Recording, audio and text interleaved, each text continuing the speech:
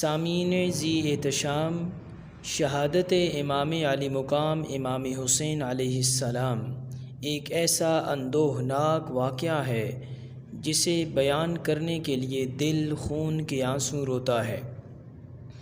تاریخ اسلام میں ہزاروں مارکے بپا ہوئے، لا تعداد شہادتیں ہوئیں، لیکن آج تک کسی اور شہادت کو یہ شہرت اور چرچا نصیب نہیں ہوا جو شہادت امام حسین علیہ السلام کو حاصل ہوا ہے۔ 1400 سال گزر جانے کے باوجود شہادت امام حسین کا ذکر زندہ و تابندہ ہے۔ اس کی شہرت، اس کا ولولہ اور شہادت امام حسین کا تذکرہ اور جذبہ بڑھتا ہی جا رہا ہے۔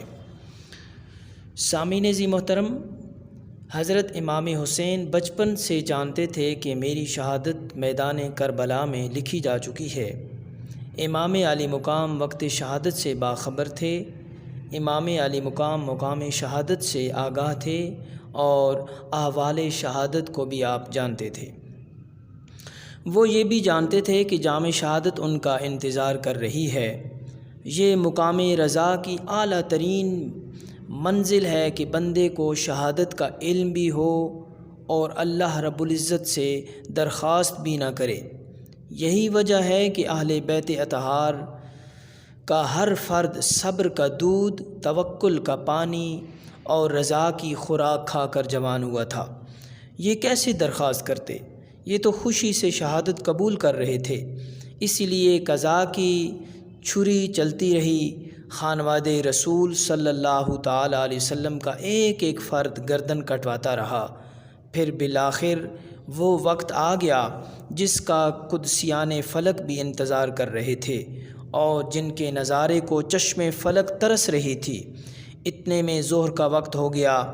اسی گھڑی کے امام حسین بھی منتظر تھے۔ تلوار زمین پر رکھی، کربلا کی گرم ریت سے تیمم کیا، اللہ اکبر کہہ کر نماز شروع کی۔ کوئی بدبخت حسین ابن علی کے قریب نہ آ سکا۔ امام سجدہ ریز ہوئے ہی تھے کہ ایک قاتل کی تلوار امام علی مقام کی گردن پر لگی اور ملک الموت نے یہ آواز دی، یا ایتھا النفس المطمئنہ ارجعی الی ربک راضیۃ مردیہ۔ اے نفس مطمئنہ، اپنے رب کی طرف لوٹا، تو اس سے راضی ہے اور وہ تجھ سے راضی۔ کائنات کی فضاؤں میں اور تپتے ہوئے صحرا میں آواز گونجنے لگی، اے حسین، تو نے اپنے امتحان رضا میں کامیابی حاصل کر لی ہے۔ ہم تیری گردن کٹتے دیکھ کر راضی ہو گئے۔ تو نے اپنا سارا کنبہ سپرد خدا کر دیا۔ اے حسین، تیرے صبر میں کمی نہیں آئی جب حضرت قاسم شہید ہوئے۔ اے حسین، تیرے صبر کو سلام جب علی اکبر کو شہید کیا گیا۔ اے حسین، تیری جرأت کو سلام جب علی اصغر کے حلق میں تیر مارا گیا۔ اے امام علی مقام، جب حضرت عباس کو شہید کیا گیا، الغرض آپ کا سارا کنبہ ایک ایک کر کے جام شہادت نوش کر گیا۔ ان کے قدموں میں ذرا سی لغزش نہیں آئی۔ کل جہاں سے ہے افضل گھرانہ حسین کا، کل جہاں سے ہے افضل گھرانہ حسین کا، نبیوں کا تاجدار ہے نانا حسین کا۔ ایک پل کی تھی حکومت حسین کی، صدیاں حسین کی ہیں زمانہ حسین کا۔ معزز سامعین، اس لیے آقا دو جہاں صلی اللہ تعالی وسلم نے فرمایا، الحسین منی وانا من الحسین، حسین مجھ سے ہے اور میں حسین سے ہوں۔ حضور سیدی شیخ الاسلام ڈاکٹر محمد طاہر القادری اس حدیث کی شرح میں فرماتے ہیں کہ پوتا دادا سے تو ہو سکتا ہے اور نواسا نانا سے ہو سکتا ہے، جس طرح ایک ٹہنی درخت سے ہو سکتی ہے اور ایک جزو کل سے ہو سکتا ہے۔ حضور صلی اللہ تعالی علیہ وسلم کا یہ فرمان، الحسین منی، حسین مجھ سے ہے، یہ بات تو سمجھ آتی ہے کہ حسین حضور صلی اللہ تعالی وسلم سے ہو سکتے ہیں، مگر آقا کا جو فرمان ہے انا من الحسین، کہ میں حسین سے ہوں، یعنی نواسا نانا سے ہوا تو بات سمجھ آ گئی، مگر نواسہ سے نانا کیسے ہوا؟